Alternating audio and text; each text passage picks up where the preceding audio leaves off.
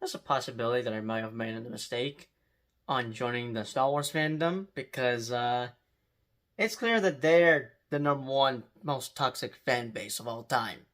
Second place will probably be the Snyder Cult fans. Hello everyone, welcome back to another review on the channel. So, it has now been 1 week since the Acolyte had ended. And, thank God it didn't have 6 episodes, unlike Obi-Wan Kenobi. That should have had 10 episodes, which I thought was gonna have 10 episodes. But boy! Where do I even begin on talking about this show? Because this has been getting a lot of hate for the past 8 weeks from now, as far as I've gathered. Now, y'all are probably expecting me to basically talk bad about this show and all that. You'd be surprised what my honest opinion is, but before I even talk about my thoughts on the show, let's just talk about my background knowledge before I checked out the show. So yeah, I've been aware about the show since they announced it back at D23, or Disney Investor Day, like back in 2020 of December, which was about 4 years ago. And I didn't know much other than that it's apparently supposed to be a Sith-focused show. I don't know, like I said, I didn't know much about it other than the cast they announced, which there was 2 actors I was aware of that had my interest immediately. I mean, I could have checked this out, similar with how I checked out The Mandalorian as, oh, I don't know what this is, but I'm interested in checking it out. That dude looks like that one dude, like, what was his name again? Boba Fett. And I ended up loving The Mandalorian. Hold on a second. I probably should have him for this review. I love that show so much, I had to get myself Grogu.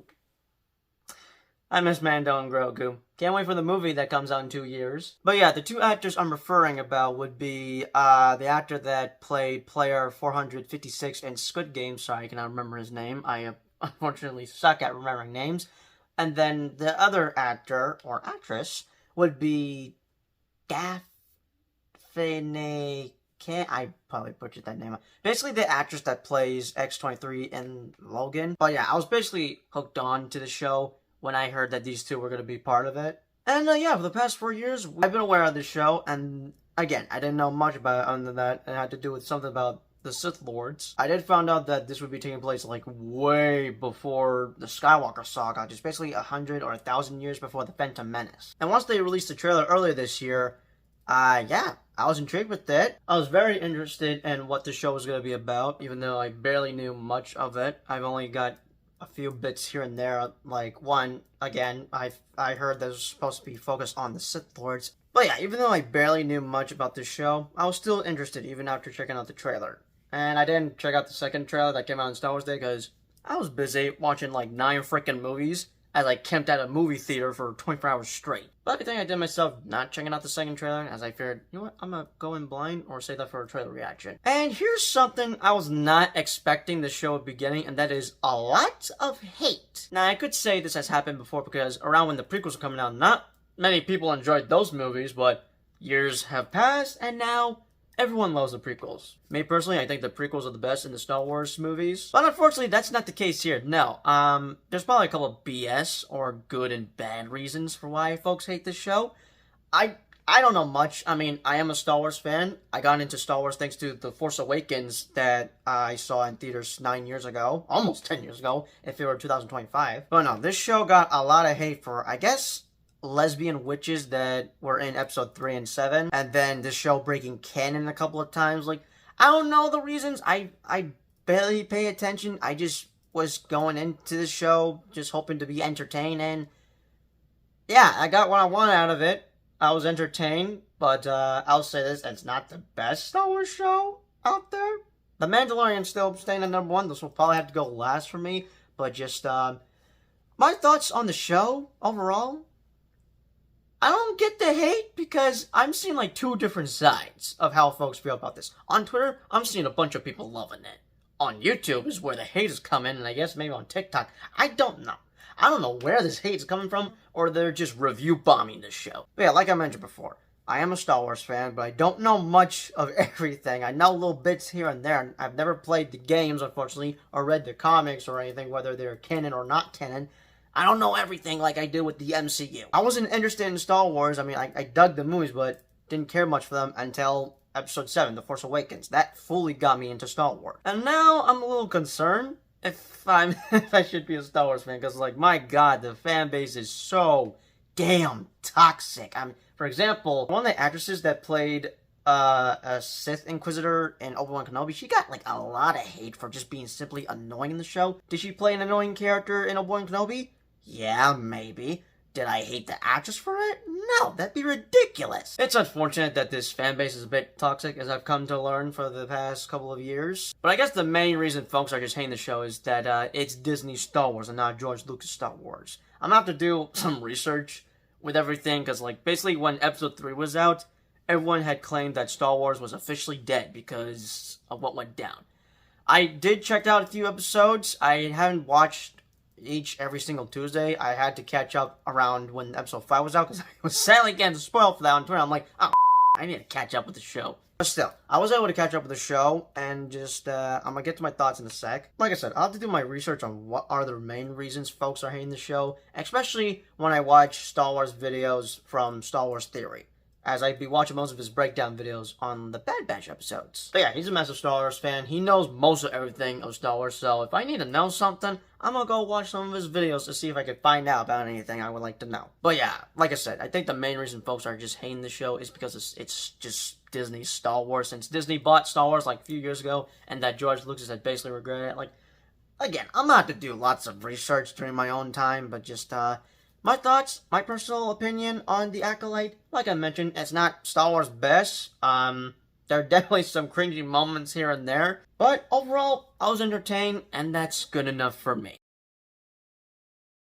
So I could start with the pros or cons, but I'm gonna just try to talk about both pros and cons at the same time. So, once I checked out Episode 1, I was shocked that they had killed off the actress that plays Trinity from the Matrix movies. Just like that, I'm like, are you kidding me? You just wasted her in the Star Wars universe! But she does pop up in Episode 3 and 7, as 3 and 7 are basically a flashback episode, but they're told in different perspectives, point of views. Those honestly should have been the first two episodes, but Episode 7 basically gives away everything, so like, I could say, I don't know. I don't know. There's definitely the show definitely has lots of flaws, but I guess it was hard to follow with the main characters, which would be the twins, Osha and May. And that actually was something I was surprised about. Apparently everyone saw this coming, but when I was checking out the first episode, I'm like, wait a second, is this like before she had just killed a Jedi or something? Wait a minute, didn't she just have long hair or something? I'm totally confused here. But later in the episode, it's revealed that she had a twin sister, and that's something I was not aware of going into the show. Like, oh! Wait, they're twins? Does she have a twin sister? Huh? What? But I will say this, it was hard to follow with those two characters, especially with May, who was giving off Anakin Skywalker vibes, because of like, they brainwashed you, they turned you against me, but Anakin probably did it better. I don't know, I was just getting those vibes a little bit, but May was getting on my nerves most of the time. Especially when she didn't want Osha to follow her dreams on wanting to become a Jedi, because she had no interest in wanting to become a witch. And, not gonna lie, seeing how they were before they had gotten separated and thought they had lost each other during a fire that burned down in a stone cave, that shouldn't be possible, right? But no, just seeing how they interacted with each other, it slightly reminded me of me and my brother. I don't know why, I just saw me and my brother, like, basically I'm May and D is Osha. Because I guess I'd be having them do stuff I want to do, and not letting him do what he wants to do. That was probably a little bit too personal to admit there. But I'll admit, May can get on my nerves sometimes. Actually, she pretty much gets on my nerves most of the time. But there were a few characters I did like in the show, and that would be Master Soul, and then Shaiki, if I pronounce her name correctly, that is played by the actress that played X-23 in Logan. Then York, if I pronounce his name correctly. Actually, I should probably bring this up, and everyone were just making a big deal about it. And that is when the actor had mentioned about Anakin blowing up the Death Star. I can see why folks were just getting pissed off about that, but I mean, I don't know if he's a true Star Wars fan or not. It's probably none of my business. I probably wouldn't care, but just, if I think too much on it, I'm probably gonna be losing it. But right now, I'm like, okay, that I could see why folks are losing it, but just, Maybe he's got it mixed up or something. I don't know. Damn it, I lost my train of thought of how I thought about this like a few weeks ago during that time, but just, I guess I just find it funny. He thinks that Anakin blew up the Death Star when, okay, I know how they blew up the Death Star. I did just watch the Skywalker Saga like 2 months ago. But yeah, those were 3 characters I did like in this show, and I'm gonna say this right off the bat. I'm bummed out that they were killed off, mainly with how they were killed off in episode 5. Soul doesn't die until like the last episode, which something tells me I saw that coming. I mean, actually, let me talk about episode 5. So episode 5, I'd say, is probably the best episode this entire season, and probably the best Star Wars content we've gotten, because what carries this show for me, besides its bad dialogue and cringy moments here and there or whatever, is the fight choreography. Lightsaber fight sequences are absolutely freaking badass. And I'm like comparing those fight sequences to the ones we've seen in the sequel trilogy. Like, no, these fight sequences in the Acolyte are so much better than how they were done in the sequel trilogy. And the creators of the show were mentioning about how they have fight sequences that may top the Duel of the Fates. Not Duel of the Fates. Actually, no, yeah, Duel of the Fates fight scene from The Phantom Menace. Maybe doesn't top it, but it's probably at the same level. But just, no, seriously. That's like one of the best things about the show is just the fight sequences. Probably my favorite lightsaber sequences are from episode 5 and 8, especially episode 5. Now, I enjoyed the first 2 episodes for what they were. Episode 2, I probably liked a lot more, as far as I know. But we get introduced to this character who I had a feeling there was something suspicious about him, especially when he dodged an attack from May, as she thought he had sold her out. So, I'm gonna say that most of us probably saw this coming, and I was slightly spoiled about this, but I'll admit, I was shocked that he was this Sith Lord called the Stranger that's been training May to be his apprentice, the Acolyte, whatever that means. I still don't even know what the Acolyte means. Like I mentioned earlier, I heard folks were like losing their shit over with episode 3, and I hadn't seen that until I was trying to catch up with the episodes, and just, I did see why folks were pissed, and I'm not saying it's the best episode or the worst. I mainly liked the episode because of the backstory, because I needed to know how this whole shenanigans had started. But yeah, episode 4 was basically a setup for what was going to come in episode 5, because at the end of episode 4 was a major cliffhanger. Glad I didn't have to wait 1 week for that, but no, episode 5 was crazy. I could not believe they had killed off those 2 characters. Like, I actually like those characters. But sure, you need to have like good story to have characters killed off or whatever. I don't know how it's supposed to go or how it's supposed to be phrased, but I was shocked that they got killed off. I was also spoiled for their deaths on Twitter. Or for Quymir, if I pronounce his name correctly, aka the Stranger. I gotta say, he's probably one of the most coldest Star Wars villains I've seen. And he may just be slightly, if not better than Kylo Ren. I'm sorry, I like Kylo Ren. I'm gonna get a lot of hate for even saying that. And I know most of y'all will probably ask me, why do you like Kylo Ren? Let's just say it's mainly because of his cross-guard lightsaber. If you were to ask me which Sith Lord I would prefer, would it be the Stranger or Kylo Ren? I may go for the Stranger. I mean, he kind of gives off Kylo Ren vibes, but is basically better than Kylo Ren. I hate to admit it, but it's true. He's basically better than Kylo Ren. Actually, they even played his theme song in the 5th episode. Like, I could not believe they actually did that, because, like, the sequels don't happen, like, later down the line. And we're in, like, the prequel era. Which, I admit, I did like how we were taking place in the prequel era, where we got to see all the Jedi members have, like, different colored lightsabers, because we mainly just saw, like, blue and green and purple, but we got to see some, like, yellow lightsabers in here. But yeah, basically, I like the time period it was set in, and honestly, the one thing I've missed the most from Star Wars is just lightsaber fight scenes. And this show delivered on that, and that's why I'm gonna give it a higher rating, which you'll know later on. But yeah, I'm guessing that Quymir was probably the first Knight of Ren, because I know they have, like, Knights of Ren in the sequel trilogy, but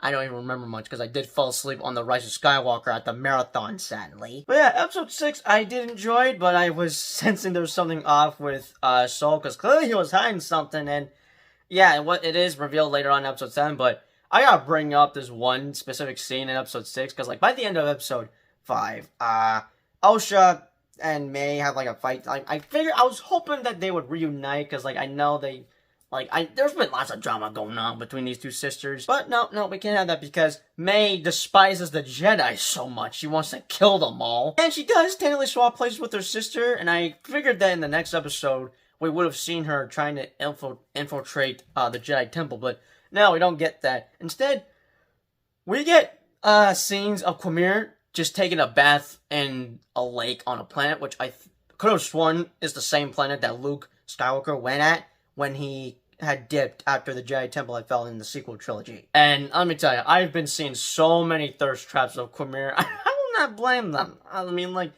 the dark side doesn't seem that bad.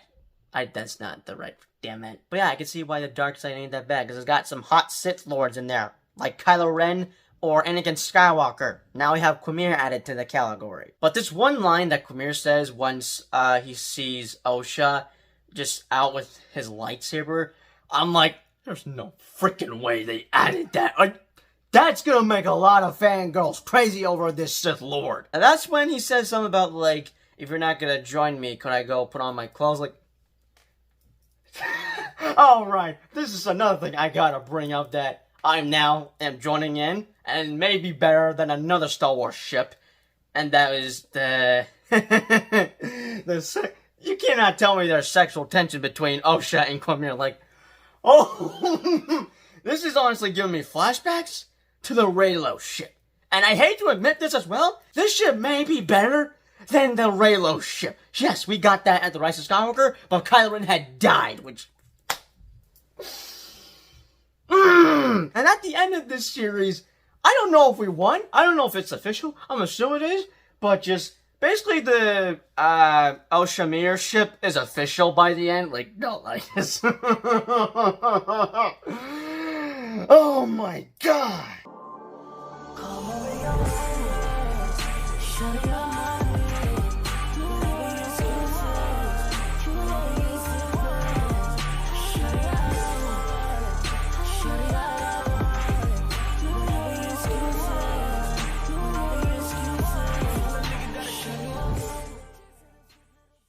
Oh yeah, I'm gonna need to try to wrap this up. So episode 7, we are back on the planet that Osha and May were from because apparently they were not born and were created by the Force. And actually, there was something about episode 3 that I probably should have mentioned, is that they basically just rewritten everything about the whole Force thing, and it's like a thread or whatever. I mean, once I was watching the episode, I'm like, oh god, I get it now. I slightly get it right now, but just, I don't know, just basically episode 3 had pissed off a lot of fans, and I enjoyed episode 7, but once I saw Star Wars Theory's video, he was not a fan of episode 7. He thought that was the worst of Disney Star Wars. Alright, before I continue on, this is something I totally forgot to mention in this review, and that is, I think Star Wars just made history by the end of episode 7, and what I mean by that is that once the episode had ended, a song played in the background. I don't recall Star Wars putting songs in their end credits. I mean, that's like a thing in some movies here and there, but like, no. I know for a fact they have never done that before. They basically just made history, because now this is the first time Star Wars added a song to an end credits. Like, that just blows my mind. Now, some folks probably think the song is trash because they just want to hate on this show for good, bad, BS reasons. I didn't mind the song.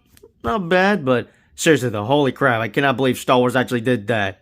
That's kind of, I'm slightly making a big deal about it. Anyways, now back to the review. But yeah, it's basically a flashback episode again, but through the perspective of the Jedi Masters that were just on that planet, observing life on there or something. But yeah, we basically get to understand how this whole thing became a mess, because like by the end of episode 3, we all thought that May set a fire that killed all the witches in what was a rock mountain.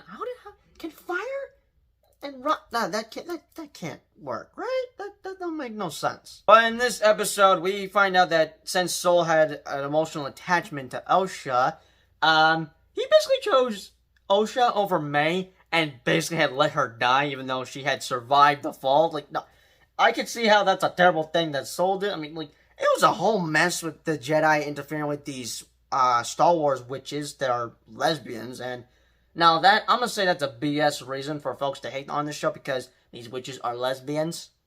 Okay, there's a gay couple or a lesbian couple in Star Wars, I'm not gonna be pissed about that. What's the problem with that? Like, that's just stupid if folks have a problem with that. But yeah, I will say, the two episodes I enjoyed the most are probably episode 5 and 8. And actually, episode 8, I mean, I'll admit, I was a little mixed at first, but having to sit my thoughts on it, episode 8 is probably one of the better season finales we've gotten on Disney Plus, either from Star Wars or just, like, most of the Disney Plus shows on Disney Plus. Because, for example, the MCU shows, they have rush finales, except for Loki. We're not including Loki on there. But they got so much rush finales. For once, this is not a rush finale. Like, I've heard folks talk about this on Twitter, and yeah, I'll agree with them. This is honestly a better season finale than most of the episodes, because, like, it's kind of fast-paced. Yeah, the show has some pacing issues, but no, seriously, I thought that this was one of the better season finales that we have gotten from Disney Plus. But yeah, I did enjoy that one fight scene we got in the finale with Soul versus the Stranger. And there was a cool transition where, as Osha and May are fighting, their legs come across like an X, and it transitions to the lightsabers. Like, no, seriously, though, the lightsaber fight sequences carry the show for me. I had been dying for some of that, and I'm just glad we got to have some fight sequences here. I just honestly miss lightsaber fight duels. It's just something I've been craving for. That's probably the one thing I love most about Star Wars, is just the lightsabers. They're just cool and badass. That's something I've always loved, the lightsabers, even before I fully became a Star Wars fan. But by the end, Osha finds out the dark truth about what Soul did that night, where she had thought that May had basically killed everyone, including their mom, but really it was Soul who had accidentally killed their mom out of fear, because, like, you know, they're on guard and just... Oh, man. I seriously like this actor, and I'm bummed out he had to be killed off, but I gotta give props to him. I definitely enjoyed his character. He even learned English for this role, and that his character is inspired by Qui-Gon Jinn from The Phantom Menace. But yeah, what was cool about this scene after she had sadly killed off Soul by force choking him, which, actually, that was the first time she used the Force, and she used it to force choke him to death. But after she had force choked him to death, she swings the lightsaber to Quimir, who was just coming in to comfort her, and the lightsaber turns from blue to red. Basically, we got to see this in live-action form of what I think is called bleeding into the Kyber crystal or something. I don't know, but that was something I've never seen done before in live-action or any Star Wars property I've seen, whether it's in cartoon or video game, but like, oh my god. That was awesome. And clearly, Osha and May had basically switched sides, which I mainly saw that coming. Their clothes are foreshadowing it. May was wearing Osha's clothes, which was white, but Osha had dark black clothes that she got from Quimir. And, like, no, that just foreshadows that they're just swapping sides. I mean, May was in, like, the dark side, but as a failed apprentice of the Stranger, May basically just swapped places with Osha, and now she will be Quimir's apprentice, the Stranger's apprentice. And this is something I need to know. Can you actually mind erase folks using the Force in Star Wars? That's something I'm now just finding out about after that last episode. Did they just make that into a thing? Oh no, I'm actually curious to know about that, but Osha and May say their goodbyes, and just, yeah, I was feeling mixed with this episode, but, again, I just had to set my thoughts through it, and yeah, like I mentioned before, I do think it's one of the better season finales, and, obviously, I saw this coming a mile away, where this one character, I forgot her name, she's got the whipped lightsaber, purple quipped lightsaber, whatever, like, it's basically like, Indiana Jones' whip, but as a lightsaber form, which is cool, not gonna lie. Her apprentice happened to be Quimir, who had sadly turned to the dark side, so I'm definitely intrigued to see where that goes for Season 2. And, yeah, by the end, as I mentioned, Osha is officially, Quimir's apprentice. And, like, no, I feel like we won, having that ship made official, and there's just one thing I need, and that is to see them kiss in Season 2. And I know folks don't want a second season, but I got my reasons for why I needed to see a second season, because I could not believe they did this, but we had two massive Star Wars cameos in this show. Well, mainly in the season finale. By the end, we got to see freaking Master Yoda to be the master of, that Jedi Master that had the whipped lightsaber, which I should have saw that coming. I figured he had to pop up in the show at some point, but the one cameo I'm actually losing my mind over about is Darth Plagueis the... Hello? Why can't we play Fortnite? I was going to watch a movie, then watch 3 more episodes of Loki with you downstairs. After that? We shall see. I'll inform you. No! Oh my god. Okay, sorry about that. As I was trying to say, this one cameo, I cannot believe they did this, and that is they had showed freaking Darth Plagueis the Wise. Have you heard the tragedy of Darth Plagueis the Wise? There's no freaking way they showed him, and like, he was just crawling, like, he must have been Quamir's roommate, or most likely his master. Like, he was just hiding in a cave. We just got a glimpse of his face. This is the image of Darth Plagueis. I cannot believe he actually showed up in the show. I heard stuff about him possibly appearing. I didn't believe it, but oh my god. That is crazy. This is his live-action debut. His first ever appearance. Like, are you kidding me right now? No, I need a second season for this. I'm gonna give you 3 reasons why I need season 2 of The Acolyte. 3 is just because of the cameos we got in the last episode, which would be Yoda and Darth Plagueis. Second, the Quamir's master, and I gotta see them two interact and have like a big epic fight or something. But most of all, I need more of Oshamir moments between the two of them, because there's so many sexual tensions. Mainly in episodes 6 and 8. But yeah, hopefully I'm not forgetting anything else important to mention other than that. Yeah, this definitely had some flaws, but what carried this show for me was just the fight sequences. That's just something I've been craving for so long as a Star Wars fan. And just, I was hoping to give it an 8 out of 10, but I'm upset with some character does, and overall, this show ain't perfect. There's some cringy moments here and there. Maybe it was annoying at times, but just, the best I can give it is a 7.5 out of 10. It's not Star Wars best, but I was entertained, and that's all that matters. But seriously though, I hope you make a second season, Disney. I know folks are gonna hate you for this, but like, no, no, you can't leave me off hanging like that. Especially just showing Darth Plagueis the Wise in this show. That's just my thoughts on The Acolyte that finished about a week ago. I know many folks have hated this. Me, I've enjoyed it for what it was, but what I want right now is just, when are we gonna get the next Star Wars movie, which is technically gonna be the Mandalorian movie coming out in 2 years. But the next Star Wars show we're getting should be Skeleton Crew coming out later this December, and what I know about that show is that it's basically Stranger Things for Star Wars.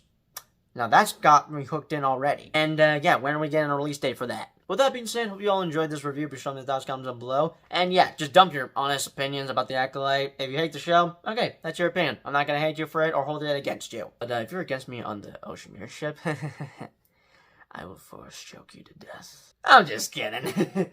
Or was I? Okay, I'm actually gonna end off here. But yeah, like I said, be sure to leave your thoughts, comments down below on The Acolyte. And as always, I'll see you all in the next review. May the Force be with you.